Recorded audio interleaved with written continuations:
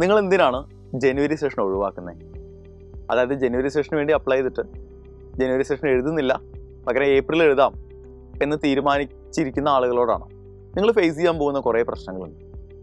അതിൽ ഏറ്റവും പ്രധാനപ്പെട്ട കാര്യം അൺസർട്ടനിറ്റിയാണ്. അതായത് നമ്മൾ ഏപ്രിൽ വരെ വെയിറ്റ് ചെയ്യുന്ന സമയത്ത്, ജനുവരി സെഷൻ ഒഴിവാക്കുന്ന സമയത്ത് ഏപ്രിൽ എന്താണ് സംഭവിക്കുക എന്ന് അൺപ്രഡിക്റ്റബിൾ ആണ്. നമുക്ക് പറയാൻ പറ്റില്ല എന്തൊക്കെ സംഭവിക്കുന്നുള്ളത്. ഇവൻ ഒരു ചെറിയ ഹെൽത്ത് ഇഷ്യൂ വന്നാൽ പോലും നമ്മുടെ പ്രിപ്പറേഷൻ ആകെ താളം തെറ്റുകയും ഏപ്രിൽ സെഷൻ എന്ന് പറയുന്നത് നമ്മൾ പ്രോപ്പറായിട്ട് നമുക്ക് എഴുതാൻ പറ്റാതെ പോവുകയും ചെയ്യും. രണ്ടാമത്തെ കാര്യം എന്ന് പറയുന്നത് കോമ്പറ്റീഷനാണ്.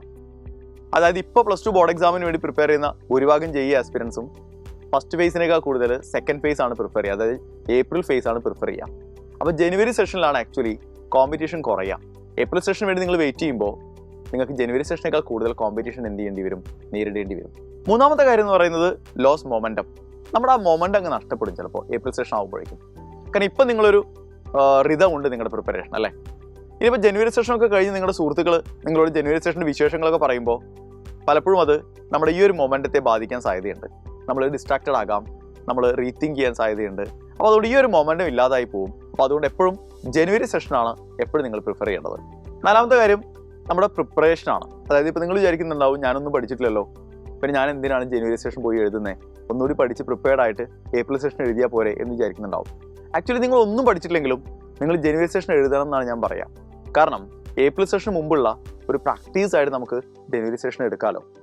കാരണം ജനുവരി സെഷൻ നടക്കുന്ന JEE-നേക്കാൾ മികച്ച ഒരു പ്രാക്ടീസ് നിങ്ങൾക്ക് വേറെ കിട്ടാനില്ല. അപ്പോൾ തീർച്ചയായിട്ടും നിങ്ങൾ ഒന്നും പഠിച്ചിട്ടില്ല, ഒന്നും പ്രിപ്പയർഡ് ആയിട്ടില്ലെങ്കിൽ പോലും നിങ്ങൾ ജനുവരി സെഷൻ പോയി എഴുതണം എന്ന് തന്നെയാണ് ഞാൻ എപ്പോഴും പറയാം. മറ്റൊരു കാര്യം ചാൻസ് ആണ്. അതായത് നമുക്കറിയാം നിങ്ങളിപ്പോൾ പ്ലസ് ടു ബോർഡ് എക്സാം എഴുതുന്ന ആ വർഷം മുതൽ നമുക്ക് 3 വർഷങ്ങളിലാണ് JEE എഴുതാൻ പറ്റുക. പ്ലസ് ടു ബോർഡ് എക്സാം എഴുതുന്ന വർഷം, പിന്നെ നെക്സ്റ്റ് 2 വർഷങ്ങൾ അല്ലേ.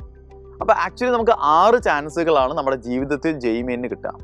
ആ 6 ചാൻസുകളിൽ ഒരു ചാൻസാണ് നിങ്ങൾ ജനുവരി സെഷൻ എഴുതണ്ടെന്ന് തീരുമാനിക്കുമ്പോൾ നിങ്ങൾ നഷ്ടപ്പെടുത്തുന്നത്. ആക്ച്വലി അതൊരു വൻ നഷ്ടം തന്നെയായിരിക്കും നിങ്ങളെ സംബന്ധിച്ചിടത്തോളം. ഇതിനൊപ്പം നമ്മൾ മറക്കാൻ പാടില്ലാത്തൊരു സംഗതി കൂടിയുണ്ട് മക്കളെ.